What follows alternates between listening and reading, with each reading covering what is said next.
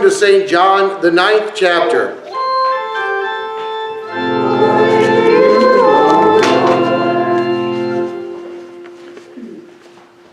As Jesus went along, he saw a man blind from birth.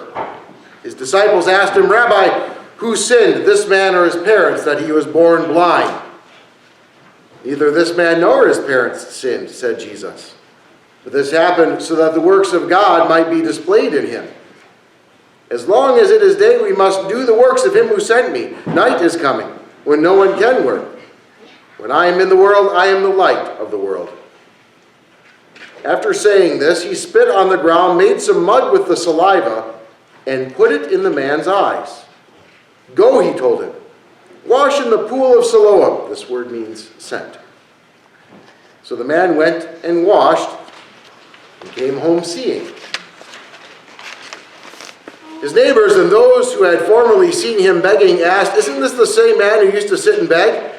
Some claimed that he was. Others said, "No, he only looks like him." But he himself insisted, "I am the man." "How then were your eyes opened?" they asked. He replied, "The man they called Jesus made some mud and put it in my eyes. He told me to go to Siloam and wash, so I went and washed. Then I could see." "Where is this man?" they asked him. "I don't know," he said. They brought to the Pharisees the man who had been blind. Now the day on which Jesus had made the mud and opened the man's eyes was a Sabbath. Therefore the Pharisees also asked him how he had received his sight. "He put mud on my eyes," the man replied, "and I washed, and now I see." Some of the Pharisees said, "This man is not from God, for he does not keep the Sabbath." But others asked, "How can a sinner perform such signs?" So they were divided. Then they turned again to the blind man. "What have you to say about him? It was your eyes he opened." The man replied, "He's a prophet." They still did not believe that he had been blind and had received his sight until they sent for the man's parents. "Is this your son?" they asked. "Is this the one that you say was born blind? How is it that now he can see?" "We know he is our son," the parents answered, "and we know he was born blind. But how he can see now or who opened his eyes, we don't know. Ask him. He's of age. He'll speak for himself." His parents said this because they were afraid of the Jewish leaders, who already had decided that anyone who acknowledged that Jesus was the Messiah would be put out of the synagogue. That was why his parents said, "He's of age, ask him." A second time they summoned the man who had been blind. "Give glory to God by telling the truth," they said. "We know this man is a sinner." He replied, "Whether he's a sinner or not, I don't know. One thing I do know, I was blind, but now I see." Then they asked him, "What did he do to you? How did he open your eyes?" He answered, "I told you already, and you did not listen. Why do you want to hear it again? Do you want to become his disciples too?" Then they hurled insults at him and said, "You are this fellow's disciples. We are disciples of Moses. We know that God spoke to Moses, but as for this fellow, we don't even know where he comes from." The man answered, "Now that is remarkable. You don't know where he comes from, yet he opened my eyes. We know that God does not listen to sinners. He listens to the godly person who does his will. Nobody has ever heard of opening the eyes of a man born blind. If this man were not from God, he could do nothing." To this they replied, "You were steeped in sin at birth. How dare you lecture us?" And they threw him out. Jesus heard that they had thrown him out. When he found him, he said, "Do you believe in the Son of Man?" "Who is he, sir?" the man asked. "Tell me so that I may believe in him." Jesus said, "You have now seen him. In fact, he's the one speaking with you." Then the man said, "Lord, I believe," and he worshipped him. Jesus said, "For judgment I have come into this world, so that the blind will see, and those who see will become blind." Some Pharisees who were with him heard him say this and asked, "What, are we blind too?" Jesus said, "If you were blind, you would not be guilty of sin. But now that you claim you can see, your guilt remains." This is the gospel of the Lord. Praise to you, Lord. Please be seated. And if you happen to have children with you here today who would prefer to go down and and join Heidi for junior church rather than stay up here, they're certainly welcome to do that. Or stay here as well. I'm not quite as much fun as Heidi is, but I promise a worthwhile message. Did I convince any of them? Not any. Nope, not a one. Not a one. You just lost half the church. Good man, Liam. Oh, good luck, Liam.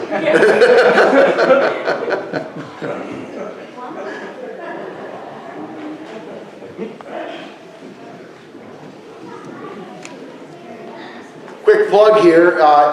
If you're not receiving the emails from the church and would like to receive them, please give your email to me after the service. You can write it on the bulletin and hand it to me, or write it anywhere. It doesn't really matter. Or send me an email. You've got the email on your bulletin. The reason I say that is because every week we do an email called Starting with the Word, where I take these readings and I send them out ahead of time. Nowadays it's Wednesday. It depends on how my family schedule is arranged when I send it out, but typically it's Wednesday now.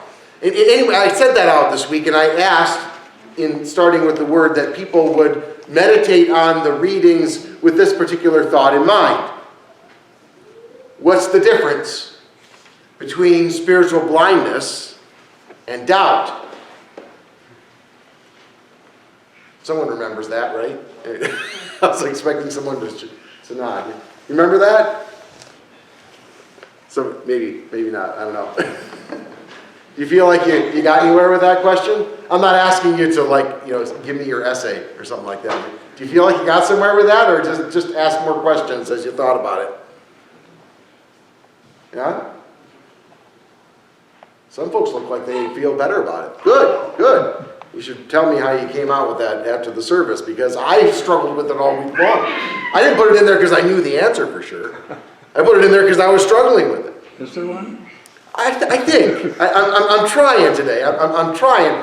I felt like I started getting down. Actually, we have junior church to thank for the fact that I feel like I have something like an answer. And we're not all going to go down there, but I can tell you just about now, Heidi's getting a video ready to show them. Have you ever seen the invisible gorilla experiment? Have you seen it, Jerry, or that's just funny? Okay, that's just funny, okay. This is a real thing. This experiment was first done, I think it's a little over 20 years ago now. Harvard has this visual attentiveness lab, and they devised this experiment. They created a video with 6 students, 3 of them wearing white shirts, 3 of them wearing black shirts, and the white shirts have a basketball and the black shirts have a basketball, and they're crammed into this small space where the camera's watching them weaving in and out, and they're dribbling and they're passing, and when they're doing that, the students are kind of sometimes blocking the view, not like on purpose, but it's just, it's difficult to watch all 6 of them. And before they start the video, the person running the experiment says, watch closely, because you're supposed to count the number of times that the white shirt students passed the basketball. And when the video's done, I'm going to ask you what your number was. So he starts the video, and you're watching these 6 students weave in and out and dribble the ball and pass the ball, and you're watching the white shirts, and you're trying to pay close attention. And then he shuts down the video, and he says, all right, what was your number? And he writes down all the numbers that the people got, and then he says, now, did you see the gorilla? And of course, most people go, what gorilla? Sure enough, you play the video back, and while they're passing the ball around, a person in a gorilla suit slowly walks into the middle, beats their chest, and slowly walks out. And half the people, they've run this experiment over and over again, half the people never see the gorilla. Now, what's that got to do with spiritual blindness and doubt? Okay. As Heidi and I were talking about spiritual blindness and doubt, and I was struggling with it, she said, this is the video I'm going to show to junior church. And I'm like, that's perfect. Not because the inability to see the gorilla is spiritual blindness. That's not quite right. That's something called, I love that they make up words like this, inattentival blindness. Why is it not blindness of inattention? I don't know. But it's inattentival blindness. They call it IB. It's like a technical term now. IB. which is to say, when you're so focused on something that's difficult to pay attention to, your mind shuts off other things. You become blind to other things. That's why half the people can't see the gorilla. That's not spiritual blindness. That's just being a person trying to pay attention to something. Spiritual blindness happens when you turn off the video and you tell the people there was a gorilla, and some of the half that couldn't see the gorilla say, there was no gorilla. I was paying very close attention. I got the number of passes right, and there's only like 3 other people in this room who got the number of passes right. I totally would have seen a gorilla if there had been a gorilla. Let's not even call that spiritual blindness. Let's call that doubt. Okay? When does it become spiritual blindness? When they play the video back. And some people, I don't remember the percentage. I tried to look it up, but I couldn't find it. There's a certain percentage of people who will look at the video and insist that you switched videos. That's spiritual blindness. When you're shown the truth, somewhere deep down you know that they're right, but you're too embarrassed or too proud or something, and you refuse to admit. That blindness killed Jesus. Does that make sense? You know what I'm saying by that? That blindness killed Jesus. The gorilla may be invisible, but the gorilla is very dangerous. Again, it's not because you don't see the gorilla. That's normal. Because you're paying attention to something else. Of course you don't see the gorilla. But when afterwards it's pointed out that you don't see the gorilla, and you refuse to believe it, when you're shown the proof that the gorilla was there, and you say, the proof is invalid. I'm too good at this to have missed that gorilla. You're playing some kind of trick on me. Then it becomes blindness. Now, this formerly blind man, as it so happens, one of the first things he saw when he got his sight was a perfect example of spiritual blindness, right? Jesus calls it that. A perfect example of spiritual blindness. That's what that cryptic saying at the end of our text is, and I'm not reading the whole text. It's a long text. But you follow the story. I tend to see this blind man as somebody who is very likely extremely intelligent. Now, the text doesn't say that, but do you not get that impression from the conversation? And you know how it is that sometimes people end up on the street because of circumstances in their life, in his case being born blind? That doesn't mean they're dumb, right? Smart people on the street are some of the best people on earth to talk to because they see so many things. I suspect this guy saw more things before he received his sight than most of the Pharisees could see. I suspect he saw the hypocrisy of the Pharisees as a guy who was, a beggar in the street, interacting with holy people who believed that if you were blind, it was because you committed some sin, or your parents did. Because the disciples didn't make that up. That was what the teachers taught in those days. I can just imagine him sitting there, seeing the way that the holy people interact with him. These holy people who are commanded to take care of the poor and the crippled. And I can just see how he learned what people are really like when nobody's watching. And can't you imagine how that fed his reactions in the conversation? Now that is remarkable. This man gave me sight, which is something that's never been done before. This guy was born blind. And we talked about, the cure of blindness a little bit back. Remember that? There was that guy who not long ago he was born with sight, but he lost it when he was very, very small. And then they figured out a surgery when he was an adult to give him his sight back. And after a little while, he asked that they remove his sight again.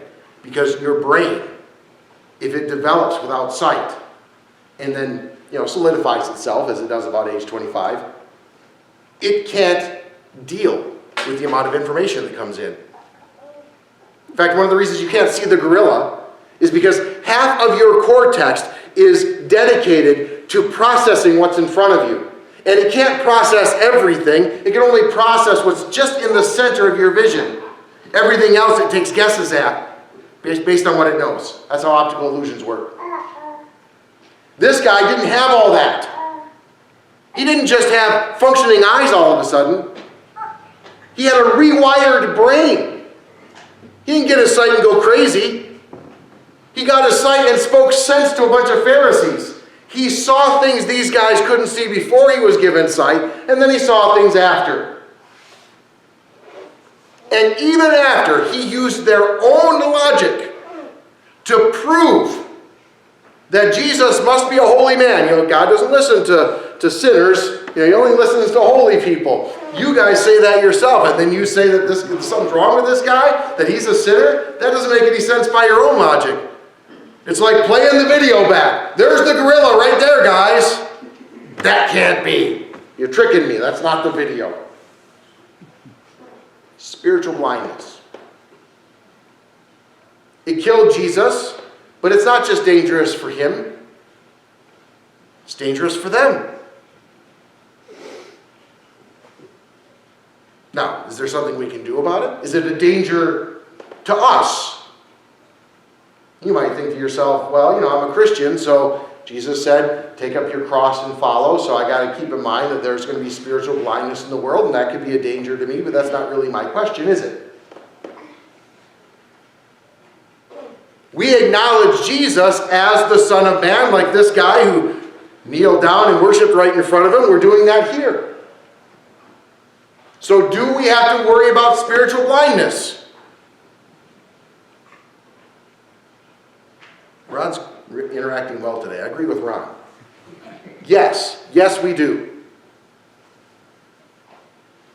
Because all of us are subject to this. In fact, I would contend that the longer we're at this Christianity thing, this church-going thing, the more subtle and dangerous spiritual blindness becomes. Not necessarily because we're in danger of losing faith in Jesus Christ. If we keep coming here, faith comes by hearing, but there are areas of our life, there's a more recent version of the invisible gorilla experiment. You're not going to believe this. This is nuts. They did this experiment on 24 expert radiologists. They put together a bunch of case studies that were images of CT scans, which come as like x-rays, but like in slices, right? So if you've got to study someone's lungs, as they asked these guys to do for multiple cases, he said, you've got to look carefully, and he said, some of these people have nodules in their lungs that you've got to find. That's a very attention-intense activity. And these expert radiologists, they went through each of the cases, each of the slides in each of the cases, and they looked very closely for nodules, and they counted them up. It's like counting the basketball passes in the invisible gorilla experiment. And would you believe that they doctored some of the slides so that they would have an image of a gorilla? You look this up online. An image of a gorilla baked into the CT scan. A gorilla that's 8 times the size of a lung nodule. And it's on multiple slides because, you got slices. So they actually doctored it so it would be like faded as the gorilla was getting closer, and then it would get more and more opaque, and then it would get more and more faded as they went away. How many of them missed the gorilla? 83%. Not half. 83%. Why do you think the number's higher?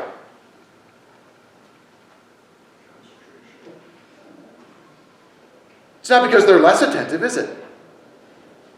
It's because they're doctors. And these are patients.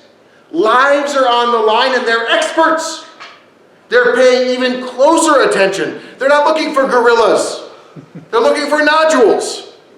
Nodules that are much smaller than the gorilla they put on the slide. Is any of this starting to gel?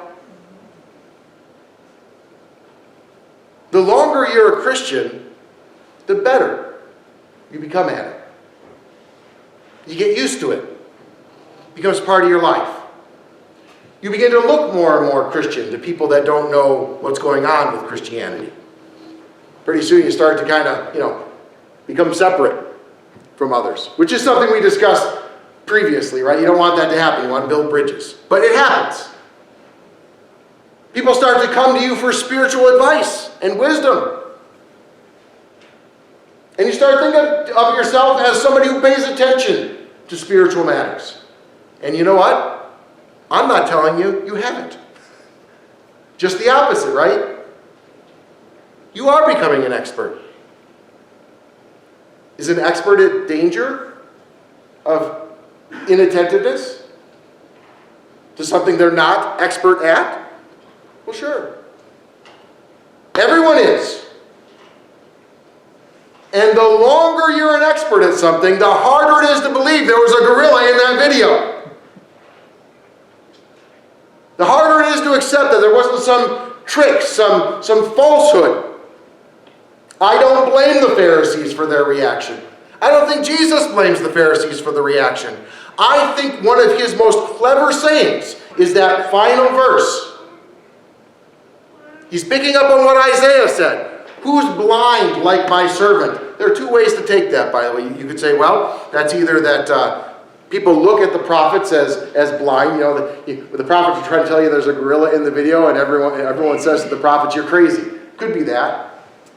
Or it could be God calls people like us to be his servants, his messengers in the world. This is the more common understanding of Isaiah. I tend to lean this way myself. And no one's blind like we are. We become proud of the good that we have now become. And it's good to be good. That's not a problem. Being an expert in your field, especially in the field of being good versus being evil. But who's blind like somebody who's become proud of their good? It's dangerous. It's dangerous to those that we might hurt when we become angry that our evil has been pointed out, and it's dangerous to us. So what am I asking for today? I'm asking you to open your eyes wide. I know when I say that, I can't be asking you to find all the areas of your life where you might be spiritually blind. We've already gone on long enough. I can't even begin to start listing where we could possibly be spiritually blind in our lives. It could be pretty much anywhere. What I'm asking you to open your eyes wide to is Jesus. Jesus, who saw spiritual blindness that he knew would kill him and still continued to reach out, still continued to speak, still continued to work at turning hearts. I'm asking you to see that not simply so that you can say, okay, well then I got to work harder at turning hearts in my life. I'm asking you to do that because you're in danger of being spiritually blind, and Jesus will not give up on you. He'll keep coming at you with forgiveness. He'll keep coming at you with mercy. He'll keep coming at you with grace. He'll keep showing you his cross again and again and again. Even if on occasion when we're looking at the cross we miss other things. That's okay, because he died so that we could be forgiven all those things. So that we can be reconnected with our Father. And unlike us, as God, even though he's laser focused on making sure that we get home, he doesn't lose track of anything else. He's got infinite attention, infinite sight. So I'm telling you, open your eyes wide to him, because the difference between us and him is that we are, by our nature, limited in our vision, limited in our attentiveness. That's not wrong. That's how Adam and Eve were built. I'm asking you to open your eyes wide, because the solution to this problem isn't becoming attentive to everything. It's trusting in the one who's attentive to everything. If you want to open your eyes wider to something physical, something right in the world, then open your eyes wide to the person right in front of you, right next to you. The person you have the ability to connect with, contact. The person you have the ability to help. That's what love your neighbor means. You can't keep your eye on the world. It's not your job. But I'm telling you, this text is telling you, you can trust the one who does. He showers you with forgiveness. He calls you to new life. He clears your guilt and says, see it, embrace it, live it. Amen. Please stand.